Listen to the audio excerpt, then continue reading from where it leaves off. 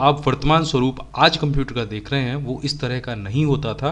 शुरुआती कंप्यूटर बहुत बड़े होते थे और कमरे के आकार के होते थे। धीरे धीरे क्रमिक विकास के दौरान इन कंप्यूटरों में कुछ बदलाव हुए और आज जो आप अपने घर में कंप्यूटर को देख रहे हैं वो उस तरह का हुआ। धीरे धीरे हुए इन बदलाव को हम कंप्यूटर जनरेशन्स के रूप में जानते हैं और अभी तक 5 जनरेशन्स के कंप्यूटर हमारे बीच में आ चुके हैं।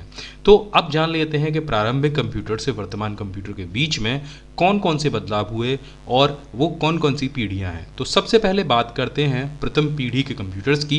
1942 से लेकर 1955 के बीच में प्रथम पीढ़ी के कंप्यूटर का विकास हुआ। इस पीढ़ी के कंप्यूटर में वैक्यूम ट्यूब का इस्तेमाल किया जाता था, जिसकी वजह से इसका आकार बहुत बड़ा होता था।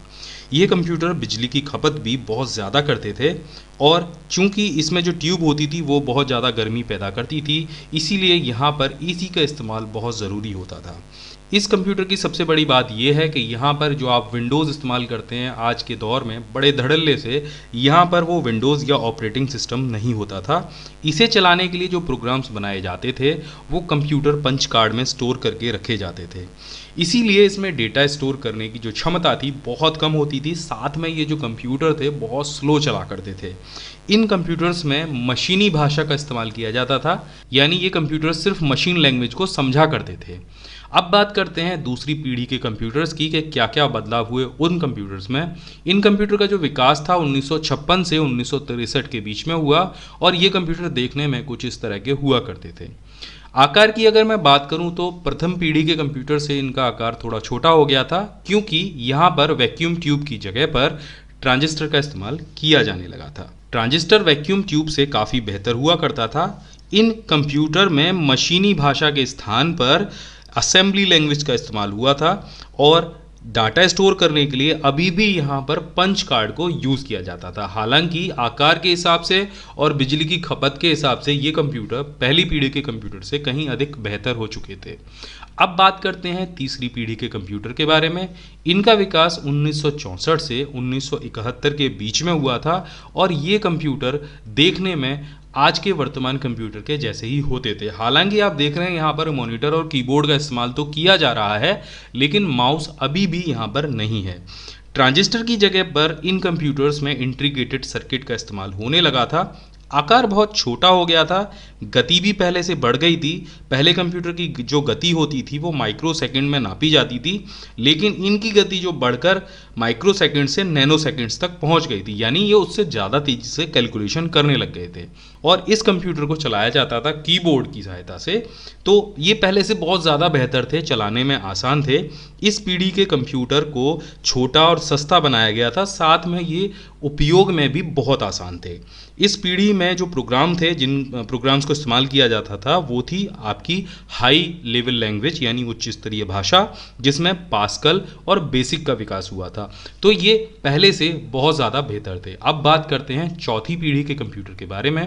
इनका जो विकास है 1971 से लेकर अभी तक चल रहा है और ये देखने में हमारे वर्तमान कंप्यूटर के जैसे ही है। हालांकि जो इमेज यहाँ पर आप देख रहे हैं वो 1971 में विकास हुए एक कंप्यूटर की है, जिसमें मॉनिटर, कीबोर्ड और माउस दिए गए हैं। इस कंप्यूटर में इंटीग्रेटेड सर्किट के स्थान पर आपका लोकप्रिय जो अभी वर्तमान में आप इस्तेमाल करते हैं माइक्रो प्रोसेसर या सीपीयू आ चुका था। इन कंप्यूटर का आकार छोटा होने के साथ साथ जो इनकी स्पीड थी वो बहुत बढ़ गई थी कैलकुलेशन करने की। साथ में यहाँ पर हाई स्पीड वाले नेटवर्क, जिसे आप लैन और वैन के नाम से जानते हैं, उसका भी विकास हुआ था। यहाँ पर पहली बार ऑपरेटिंग सिस्टम में MS-DOS का विकास हुआ और धीरे धीरे करके जो MS-DOS थी उसका विकास माइक्रोसॉफ्ट के विंडोज़ के रूप में हो गया था। ज़्यादातर कंप्यूटरों में ऑपरेटिंग सिस्टम के तौर पर विंडोज़ आने लग गया था। इसी वजह से यहाँ पर मल्टीमीडिया का विकास भी हुआ और जो प्रोग्रामिंग भाषा थी वो सी लैंग्वेज हो गई। धीरे धीरे करके ये जो कंप्यूटर थे आज के वर्तमान कंप्यूटर के रूप में बदलने लगे। इसमें ढेर सारी चीज़ें आने लग गई। आप म्यूज़िक भी सुनते हैं, आप इंटरनेट भी चलाते हैं और आप ढेर सारे काम करते हैं। ग्राफिकल यूज़र इंटरफेस आने के बाद से तो बहुत सारे चेंजेस हो गए।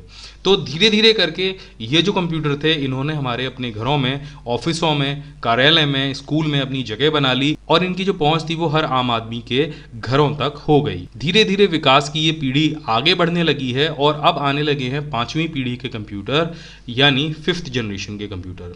इन कंप्यूटरों का विकास अभी जारी है और यहाँ पर अब इस्तेमाल होने लग गया है आर्टिफिशियल इंटेलिजेंस यानी एआई, जिसमें आप आमतौर पर देखते होंगे आपके मोबाइल फ़ोन में गूगल असिस्टेंट है, अलेक्सा है या कॉर्नेटा है, और ये धीरे धीरे करके अपने आप को डेवलप कर रहे हैं। कंप्यूटरों में सोचने और समझने की शक्ति डाली जा रही है और इनका विकास धीरे धीरे हो रहा है। इन्हें भविष्य के कंप्यूटर भी कहा जाता है।